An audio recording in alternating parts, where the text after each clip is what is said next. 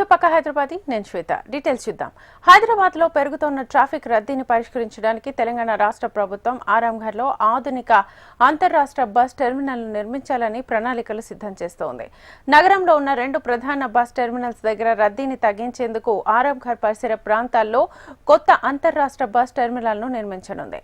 ఇక్కడ కొత్త bus station ను నిర్మిస్తే ఉమ్మడి మహబూబ్ నగర్, రంగారెడ్డి జిల్లాలతో పాటు ఏపీ, కర్ణాటక నుంచి వచ్చే బస్సులు నగరంలోకి ప్రవేశించకుండా ట్రాఫిక్ ని తగ్గించవచ్చు.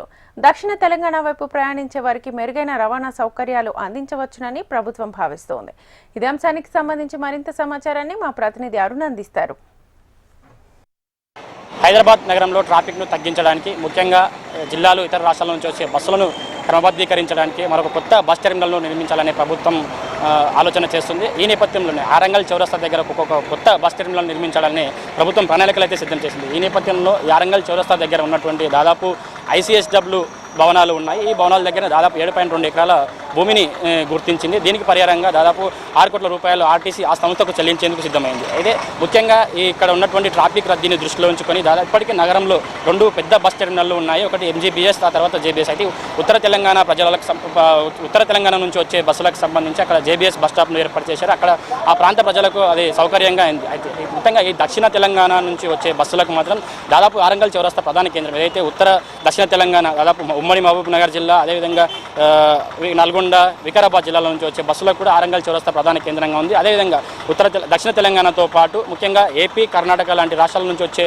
బస్సులు కూడా ఇక్కడ ప్రధాన కేంద్రంగా ఉంది. అయితే ఈ నేపథ్యంలో ఈ ఆరంగల్ చౌరస్తా నుండి దాదాపు MGBS బస్ స్టాండ్కి వెళ్ళాలంటే దాదాపు గంట సమయం పడుతుంది. ముఖ్యంగా ట్రాఫిక్లోనే గంట పాటు ట్రాఫిక్ సమయంలోనే ఇరుక్కుపోయే అవకాశం ఉంది. కాబట్టి ఈ నేపథ్యంలోనే ఇక్కడ ఒక బస్ టెర్మినల్ నిర్మించాలనే ప్రతిపాదనలు కూడా ఒక చెప్పి ఈ నేపథ్యంలో రాష్ట్ర రవాణా శాఖ మంత్రి కూడా ఇక్కడ ఆరంగల్ చౌరస్తా దగ్గర ఒక అధునాతన సౌకర్యాలతో అంతర్రాష్ట్ర బస్ టెర్మినల్ నిర్మించాలనే సూచనలు కూడా చేశారు. ఈ నేపథ్యంలోనే ఇక్కడ దాదాపు 7.2 ఎకరాల భూమిని కూడా గుర్తించారు. ఒకవేళ ఇక్కడ సాధ్యం కాకపోతే ఏదైతే శంషాబాద్ ఎయిర్పోర్ట్ దగ్గర పరిసర ప్రాంతాల్లో ఉంది ఆరంగల్ చౌరస్తా, కాబట్టి ఈ 2 ఏదైతే ఆరంగల్ చౌరస్తా, శంషాబాద్ ఎయిర్పోర్ట్ పరిసర ప్రాంతాల్లో ఈ 2 ప్రాంతాల్లో ఎక్కడైనా సరే ఒక మంచి అధునాతన బస్ టెర్మినల్ నిర్మించాలనే సూచనలు కూడా చేశారు. ఇప్పటికే దానికి సంబంధించి కూడా ప్రణాళికలు సిద్ధం చేశారు. ఈ బస్ టెర్మినల్కి సంబంధించి కూడా భూసేకరణ పైన కూడా ఒక పనులపైన కూడా పురోగతి అయితే సాధించారు. ముఖ్యంగా పెరుగుతున్న జనాభాను దృష్టిలో ఉంచుకొని దాదాపు ఇప్పటికే నగరంలో ఉన్నటువంటి 2 ప్రధాన బస్ టెర్మినల్ ఏదైతే JBS, అదేవిధంగా MGBSలో ఎప్పుడు కూడా రద్దీగా ఉండే ప్రాంతం. ముఖ్యంగా MGBS, JBS లాంటి ప్రాంతాల్లో ఎక్కువగా రద్దీ ఉంటుంది. కాబట్టి ఆ ప్రాంతాలకు రద్దీని తగ్గించి ఇక్కడ మరొక కొత్త బస్ స్టాండ్ అయితే నిర్మించగలిగితే అక్కడ రద్దీ తగ్గి ఇక్కడ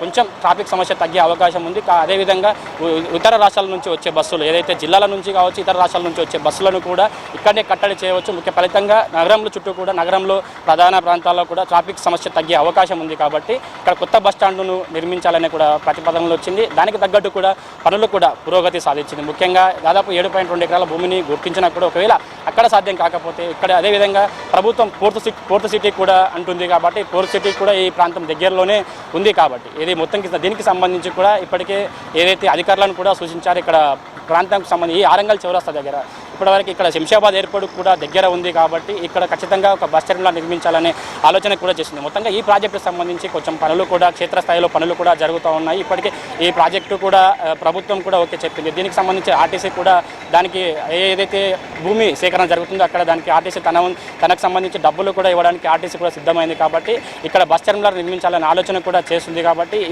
ఏదైతే ఈ బస్ టెర్మినల్ నిర్మాణం పూర్తి అవుతుందో ఇక్కడ ఒకవేళ ఈ ప్రాజెక్టు కనుక పూర్తి అయితే మాత్రం ఈ ప్రాంతం నుంచి వెళ్లే వరకు ఏదైతే ఉత్తర తెలంగాణ, ముఖ్యంగా దక్షిణ తెలంగాణకు సంబంధించి ఏదైతే ఉమ్మడి మహబూబ్ నగర్, నల్గొండ, వికారాబాద్, అదేవిధంగా ఏపీ, కర్ణాటక లాంటి ప్రాంతాలకు కూడా ట్రాఫిక్ సమస్య తగ్గడంతో పాటు మెరుగైన సౌకర్యాలు అందించే అవకాశం కనిపిస్తుంది.